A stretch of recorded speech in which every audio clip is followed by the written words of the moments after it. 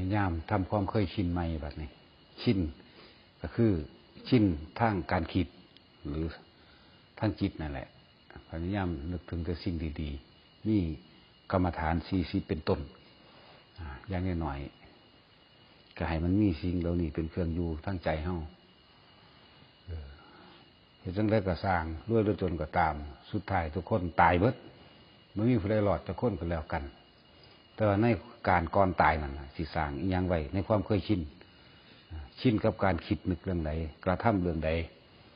บ่ว่าดีบ่ว่าร้ายเป็นของเจ้าของเบิดหยาบละเอียดปานกลางเป็นของเจ้าของเบิดเฮ็ดกับสัตว์แบบใดสิ่งเหล่านั้นก็ขึ้นหาเฮาเฮ็ดกับคนแบบใดสิ่งเหล่านั้นก็ขึ้นหาเฮาคือเก่า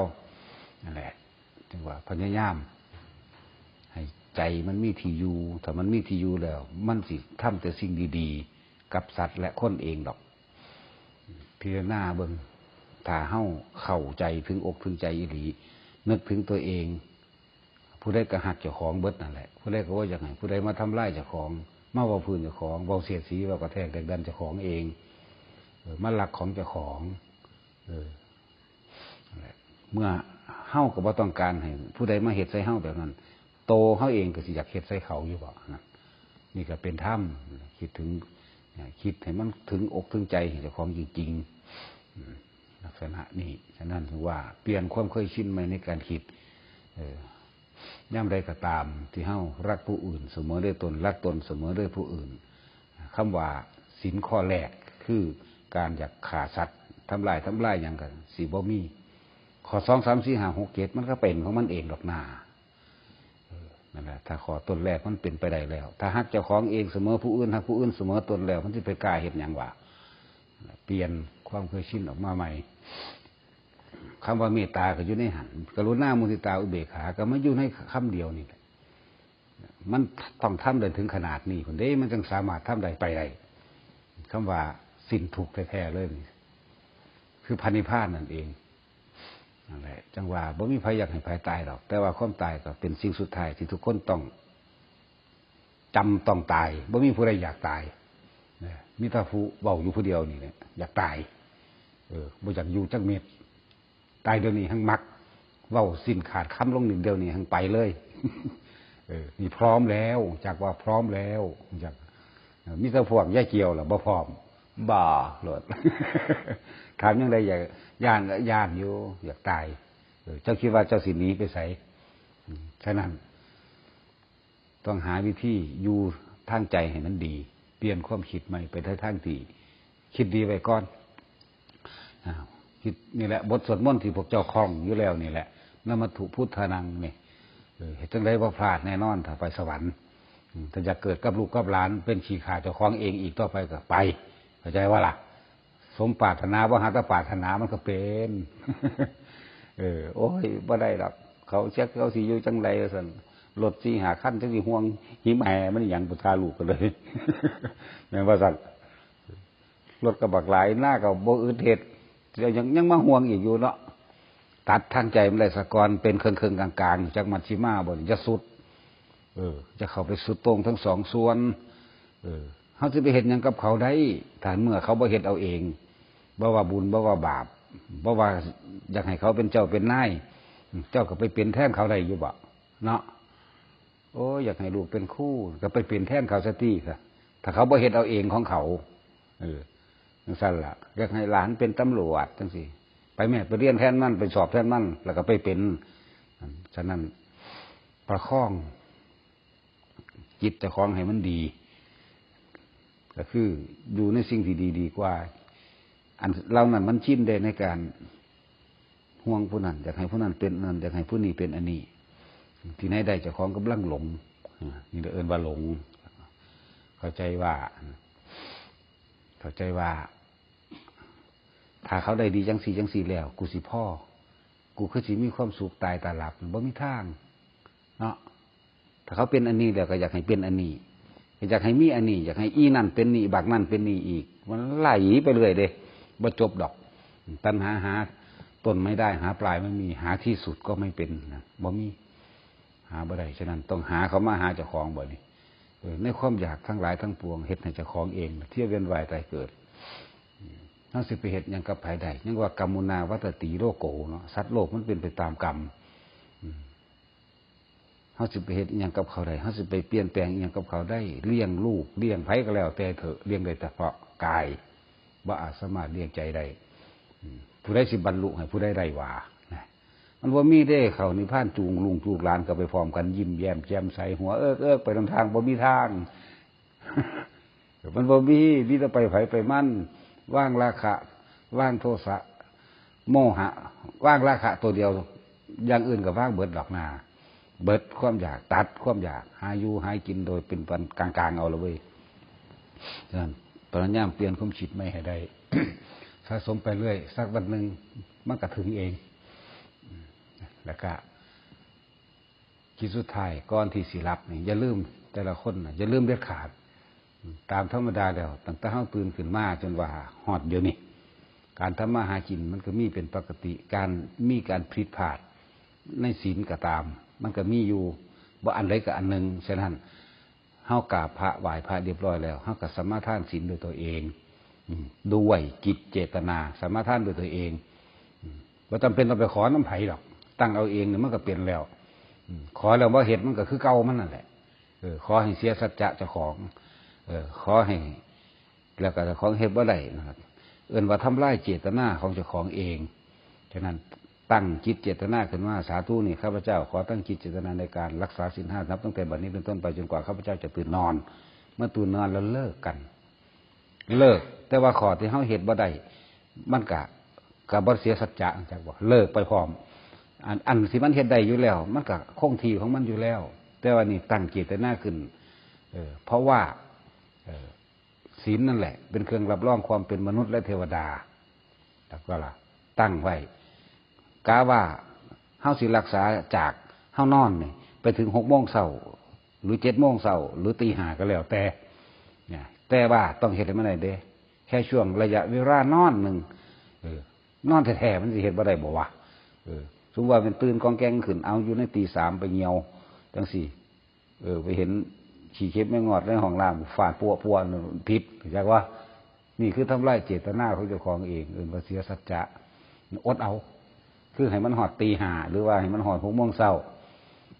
ลักษณะนี้พยายามเฮ็ดเอาประคองไปให้มันได้แต่ละมื้อให้เฮ็ดให้มันชินเดี๋ยวมันก็ดึงกันไปเองดอกดึงนี่คือดึงคือว่า 6:00 นได้บัดนี้ดึงไปหา 7:00 น 8:00 นมันก็ว่าไปดึงกันไปตัวนี้สิค่อยหนุนค่อยส่งไปเองเมื่อเฮาสมาทานศีลเรียบร้อยแล้วป่านนี้เฮาก็ไหว้พระยังแล้วไปเรียบร้อยก็นอนเมื่อนอนแล้วก็พิจารณาความจริงของชีวิตเจ้าของนั่นล่ะระหว่างสุขระหว่างทุกข์อันใดมันมากกว่ากันพูดตั้งแต่เฮาหูจักความมาพุ่นไปหาอยู่หากินกับพ่อกับแม่พากันทุกข์ยากลำบากแบบใดก็คิดเบิ่งเอาที่คิดในประสบการณ์เจ้าของเองนั่นแหละฝนตกฟ้าห้องฟ้าผ่าบางหันบางนี่ย่านหวาดวันพันพึ่งหลายอันหลายอย่างคิดมาแล้วให้มันสยดสยองคลานคลามในภพในภูมิในความจะเกิดนะคิดไปเรื่อยจนถึงที่สุดมาได้ผัวได้เมียเลี้ยงลูกเลี้ยงเต้าได้อดได้ทุกข์ทนทรมานลำบากอันนั้นนี่จากอันจากอย่างไหลเข้ามาคิดเรื่องของเจ้าของนี่แหละไม่คิดเรื่องผู้อื่นคิดเขาคักคิดไปคิดมาแล้วมันทางคอยเห็นไปเลยดอกเนาะมันเลยคอยว่างไปของมันเองดอกแล้วก็สุดท้ายไปสรุปตรงที่ว่าบ่ปรารถนาสิเกิดเป็นยังอีกเกิดเป็นคนกับบ่เอาเป็นเทวดากับบ่เอาเป็นพระอินทร์พระพรหมกับบ่เอามีจุดหมายเป้าหมายอันเดียวคือพระนิพพานเท่านั้นเนี่ยเอาอันนี้นี่คือตั้งจิตเจตนาว่างคลายออกแต่ว่าว่างคลายออกจังสี่แล้วจะไปคิดเรื่องใหม่ขึ้นมาเด้คืออย่าไปคิดเรื่องว่ามืออื่นสิเอาอย่างไปขายนอมือสิไปหั่นสิไปนี่นอว่างออกซะก่อนอย่าทำงานว่างออกแล้วก็อยู่ในคำบริกรรมภาวนาก็ได้ฟังธรรมไปจนหลับก็ได้เปิดเอาโทรศัพท์มีซุมือนี่เปิดฟังไปจนหลับแต่ว่าจิตเจตนาที่เราตั้งไว้น่ะคือพระนิพพานอย่างเดียวนั่นน่ะตัวนี้ตัวเจตนานี่ตัวบ่อยากได้อย่างอีกนี่หามันตายตอนนอนอยู่นั่นดิมันไปเลยได้นั่นน่ะอย่าลืมมันมีอยู่ในพระไตรปิฎกเพิ่นก็บันทึกไว้อยู่พวกไปนิพพานตกกระไดพ้อยโจรมันก็มีอยู่ในพระไตรปิฎกเพิ่นก็บอกไว้อยู่ นั่นแหละยกตัวอย่างคือสันตติอมาตย์ขาคนมาบักหลายพูดไปปราบโจรกบฏนอกเมืองขาคนเป็นแสนกลับมามีความชัยชนะพระราชาฉลองให้มอบนางล่ำน้อยๆให้16 ปีนั่น